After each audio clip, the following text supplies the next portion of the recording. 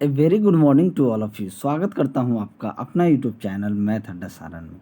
तो चलिए फिर मैं हाजिर हो गया एक नया सेशन लेके खान सर का रेलवे ग्रुप डी का प्रैक्टिस सेट का जीके जीएस का प्रैक्टिस सेट नंबर 17 आप सभी के सामने लेके हाजिर हो गया हूँ। तो चलिए, अगर आप हमारे चैनल पर नए हैं तो चैनल को सब्सक्राइब कर लीजिए, साथ ही साथ बेल आइकन को दबा लीजिए ताकि हम कोई भी वीडियो अपलोड करें उसका नोटिफिकेशन आपको मिलता रहे।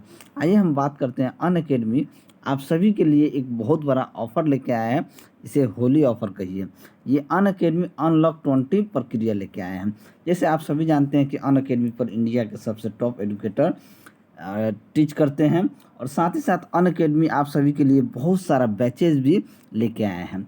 अब वो जैसे अगर हम बात करें कि रिवीजन बैच आया है अनअकैडमी का सीजीएल के लिए, सफलता बैच आया है सीजीएल सीएचएसएल 2021 के लिए, उद्देश्य बैच है, लक्ष्य बैच है, ये सब सीएचएसएल के लिए है, सीपीओ के लिए है, फाउंडेशन बैच है एसएससी एमटीएस के लिए। यानी जितने भी बैच आए हैं, मिशन दिल्ली पुलिस है कांस्टेबल, उसके बाद आप कह सकते हैं हरियाणा पुलिस का है। इन सभी बैचेज का लिंक जो है मैं अपने डिस्क्रिप्शन में दे दूंगा। इसके साथ ही आपको बता दूं, आप कोई भी बैच कोई भी सब्सक्रिप्शन अनअकैडमी से लेते हैं तो ये अनलॉक 20 प्रक्रिया के माध्यम से आपको 20% का डिस्काउंट मिलने वाला है। आपको क्या करना है, सब्सक्रिप्शन लेना है तो हमारा रेफरल कोड सारण 10 लगा देना है। सारण में सभी क्या होगा, कैपिटल में होगा। सारण 10 लगाइएगा, आपको 20% इंस्टेंट डिस्काउंट मिल जाएगा। इसके साथ ही बहुत सारा आइकॉनिक फीचर अनअकैडमी देता है, जैसे कि आपको आप सब्सक्रिप्शन लेंगे तो आपको पता चल जाएगा कि आइकॉनिक फीचर में क्या क्या है। डाउट आप क्या नाम है, लाइव क्लास में डाउट पूछ सकते हैं। उसके बाद टेस्ट सीरीज, बहुत सारा टेस्ट जो है ऑर्गेनाइज करता है। तो ये ऑफ़र जो है मात्र आज ही तक है, यानी कि 16 मार्च तक ही है। तो जाइए, सब्सक्रिप्शन लिंक आपको डिस्क्रिप्शन में है, जाइए यूज कीजिए और हमारा रेफरल कोड सारण 10 को इस्तेमाल ज़रूर कीजिए। तो चलिए आगे बढ़ते हैं और बिना टाइम वेस्ट के क्लास को शुरू करते हैं। अगर वीडियो आप सभी को अच्छा लगे तो लाइक ज़रूर कीजिएगा, चैनल पर नए हैं तो चैनल को सब्सक्राइब जरूर कीजिएगा। आज का पहला क्वेश्चन देखते हैं कि 103वां संवैधानिक संशोधन किससे संबंधित है। तो 103वां संवैधानिक संशोधन की बात की जाए तो 103वां संविधान संशोधन जो हुआ था, ये 2019 का संबंध सरकार द्वारा संचालित शैक्षणिक संस्थाओं में आर्थिक रूप से कमज़ोर वर्गों के लिए 10% आरक्षण के लिए हुआ था, यानी कि EWS। ठीक है, इसके लिए 103वां संविधान संशोधन हुआ था। तो ये किसके लिए हुआ था, तो ये आर्थिक आरक्षण के लिए हुआ था 103वां संवैधानिक संशोधन, जो कि 2019 में हुआ था। तो ऑप्शन ए क्या हो जाएगा, आपका सही आंसर हो जाएगा। अगला प्रश्न देखते हैं कि प्रागैतिहासिक काल के पहले युग को क्या कहा जाता है।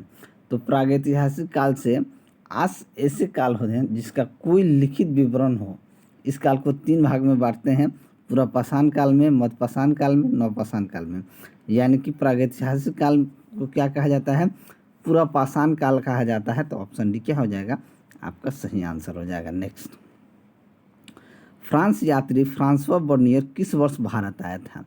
तो फ्रांसवा बर्नियर जो था वो था, फ्रांसवा बर्नियर की बात की जाए जो कि फ्रांस का निवासी था, 1656 ईस्वी में शाहजहाँ के शासनकाल में भारत आया था। किसके शासनकाल में, शाहजहाँ के शासनकाल में भारत आया था।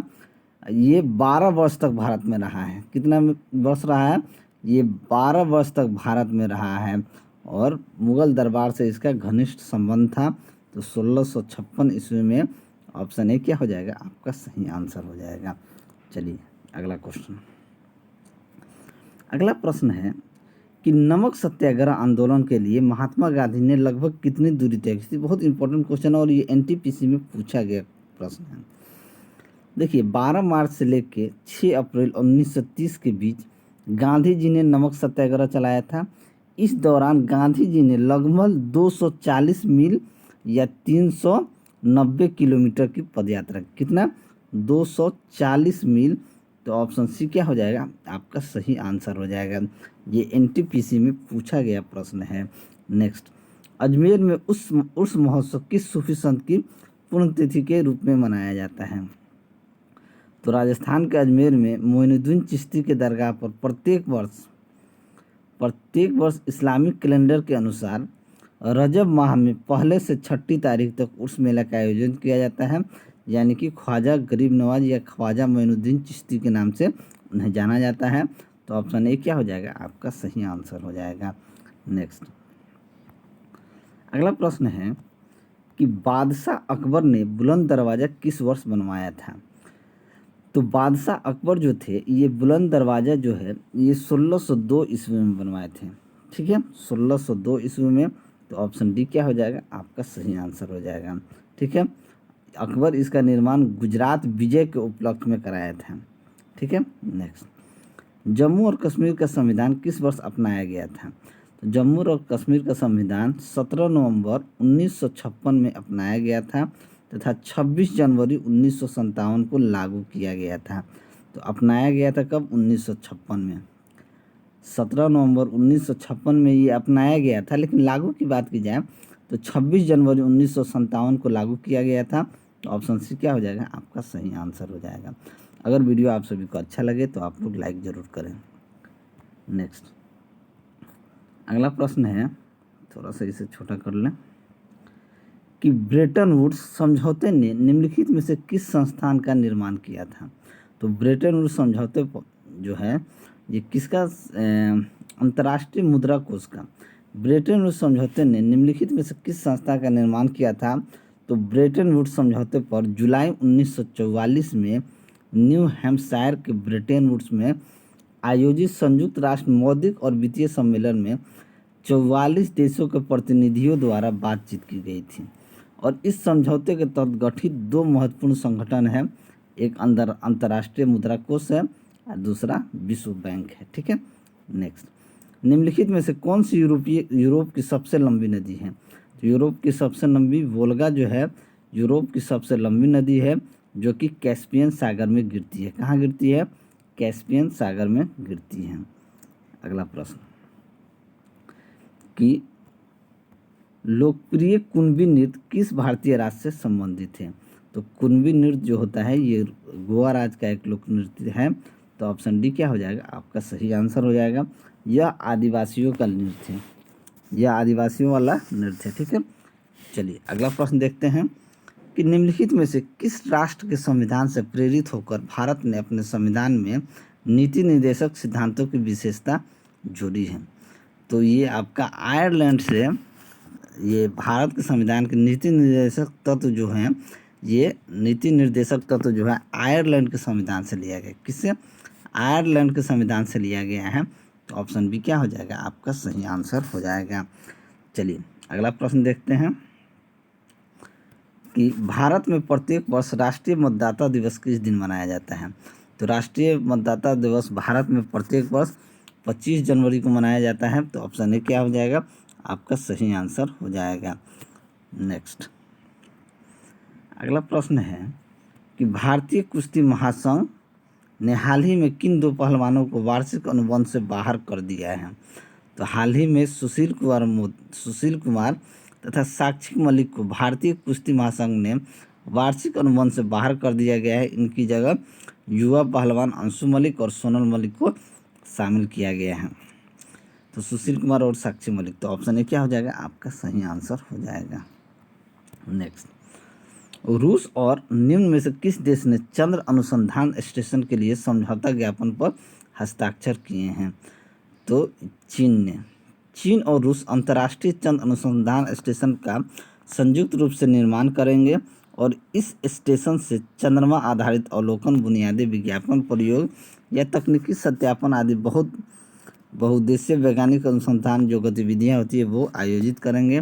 तो ऑप्शन सी चीन क्या हो जाएगा आपका सही आंसर हो जाएगा। नेक्स्ट केंद्र सरकार ने नए वाहनों की खरीद से पहले पुराने वाहनों के स्क्रैप सर्टिफिकेट जमा करने पर कितने प्रतिशत की कर छूट का प्रस्ताव रखा है।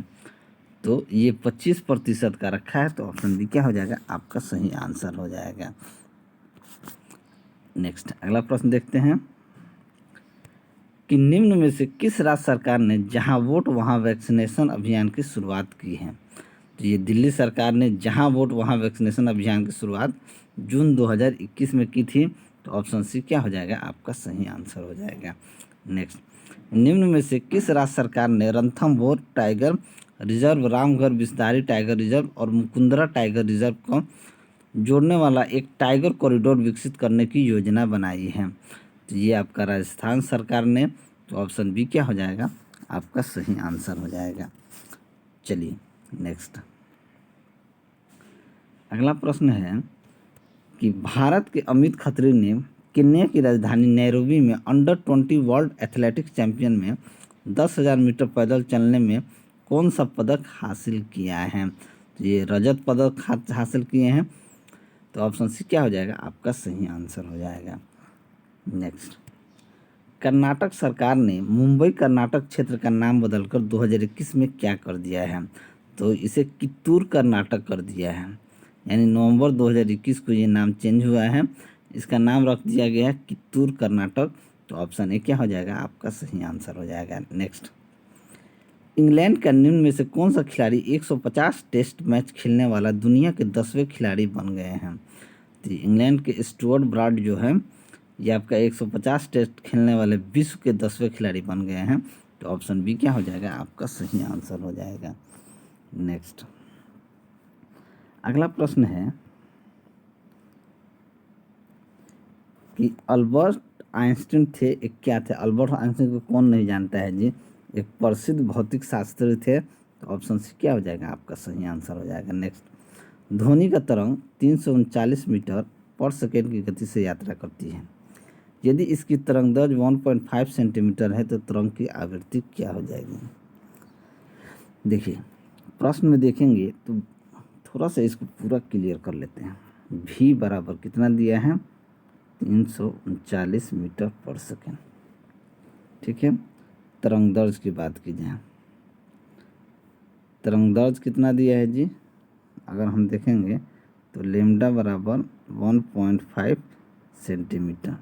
अगर इसे मीटर में बदलें तो 1.5 को 100 से भाग देंगे तो ये क्या आ जाएगा, इसे कह सकते हैं 1.5 इंटू 10⁻⁻2 मीटर कह सकते हैं। ठीक है, अब देखिए भी बराबर क्या होता है, एन लेमडा। ठीक है, भी बराबर होता है एन लेमडा। अगर हमको कहा जाए कि हमको एन निकालना है तो हम कहेंगे जी बिल्कुल भी बटा लेमडा। बात को समझ गए, तो भी बटा लेमडा हो जाएगा। भी का मान हमको दिया है 339, लेमडा का मान हमने निकाल लिया है 1.5 इंटू 10⁻⁻2 मीटर। अब देखिए 339 को 15 से भाग देंगे, 1.5 से भाग देंगे तो 2 के से यहाँ हमें निकल के आएगा। या तो इसे 15 कर दें, इसे हम 15 करेंगे तो ऊपर क्या कर देंगे 3390 बट्टा 15, और ये 10⁻⁻2 है, ये कहाँ चला जाएगा, ये जाकर ऊपर में 10⁻2 हो जाएगा। ठीक है, अब देखिए जब 3390 को अगर हम 15 से भाग देंगे तो ये हो जाएगा 15 दूना 30, फिर हो जाएगा 15 दूना 30, फिर हो जाएगा 15 छक्का 90, यानी कि 10 का स्क्वायर 22,600 हर्ट्ज कह सकते हैं। क्या हो जाएगा, हमारा सही आंसर हो जाएगा। तो ऑप्शन डी क्या होगा, आपका सही ऑप्शन हो जाएगा। ठीक है, नेक्स्ट, आशा करता हूँ ये चीज़ आपको अच्छे से समझ में आ गया होगा। बिल्कुल फॉर्मूला बेस्ड है, भी बराबर एन लेमडा। कभी कभी क्या हो जाता है, आवृत्ति को हम लोग एफ भी यूज़ करते हैं, तो भी बराबर एफ लेमडा कर सकते हैं। बात समझ गए। नेक्स्ट, सेल्सियस से केल्विन पैमाने पर तापमान को बदलने के लिए आपको निम्न में से क्या करना होगा। सेल्सियस से केल्विन पैमाने पर जाने के लिए क्या करना होता है। देखिए केल्विन बराबर होता है डिग्री सेल्सियस प्लस 273। अगर केल्विन निकालना है तो डिग्री सेल्सियस में 273 को आप जोड़ देंगे तो केल्विन आ जाएगा। यानी कि अगर सेल्सियस निकालना हो तो क्या कीजिएगा, आप केल्विन में से 273 को क्या कर दीजिएगा, माइनस कर दिया जाएगा। बात को समझ गए। तो यहाँ पे क्या हो जाएगा, दिए गए तापमान में केल्विन निकालने के लिए दिए गए तापमान में क्या कर दीजिएगा, 273 जोड़ दीजिएगा। तो ऑप्शन बी क्या हो जाएगा, आपका सही आंसर हो जाएगा। चलिए अगला प्रश्न देखते हैं। ओम के नियम के अनुसार डैश एक स्थिरांक है।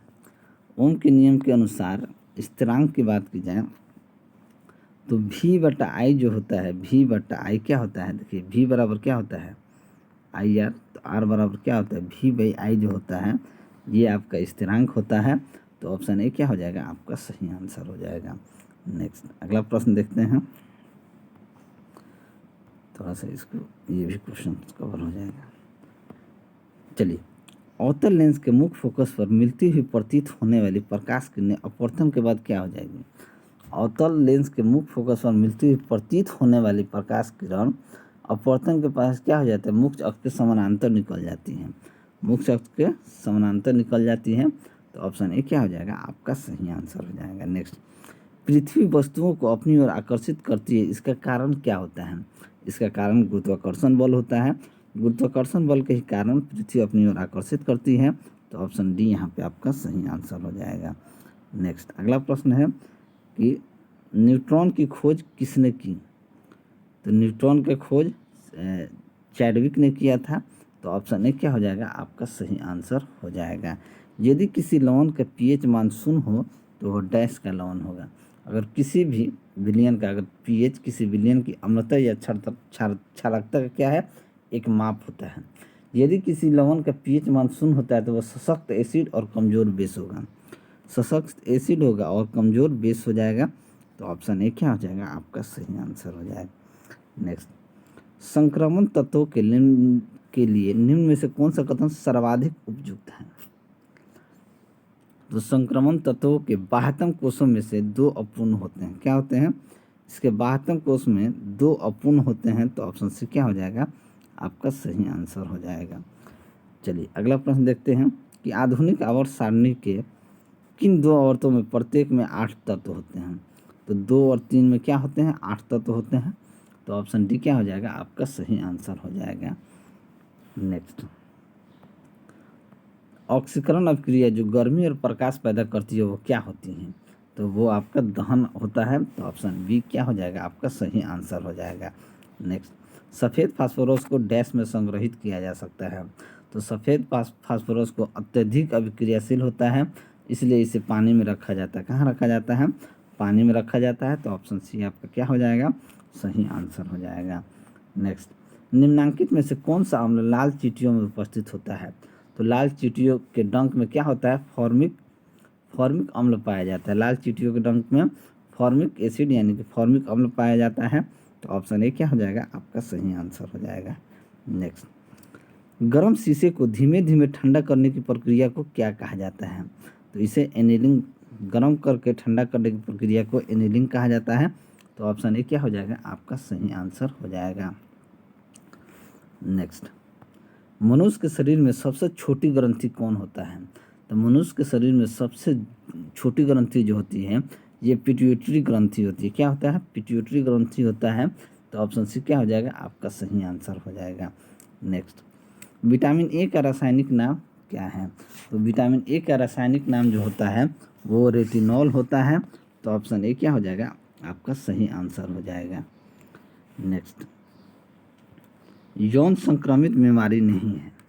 यौन संक्रमित बीमारी कौन सा नहीं है, गनोरिया, सिफिलिस, कैंडिडियासिस।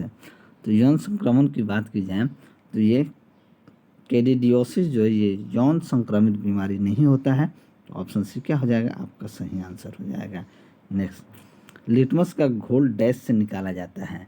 तो लिटमस का जो घोल होता है किससे निकाला जाता है। तो लिटमस का घोल आपको निकाला जाता है लाइकेन से।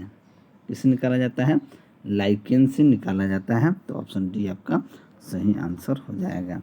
नेक्स्ट, किस प्रकार के प्रजनन से अधिक विविधता उत्पन्न होती है। तो बात की जाए तो लैंगिक प्रजनन से क्या होती है, अधिक विविधता होती है। तो ऑप्शन डी आपका क्या हो जाएगा, सही आंसर हो जाएगा। डैश को उभयलिंग फूल के रूप में जाना जाता है। तो सरसों को उभयलिंग फूल के रूप में जाना जाता है। तो ऑप्शन डी क्या हो जाएगा, आपका सही आंसर हो जाएगा। नेक्स्ट, सजीव जीवों के वर्गीकरण की मूल इकाई क्या होती है। तो सजीव जीवों के वर्गों की मूल इकाई उसकी जाति होती है। तो ऑप्शन बी क्या हो जाएगा, आपका सही आंसर हो जाएगा।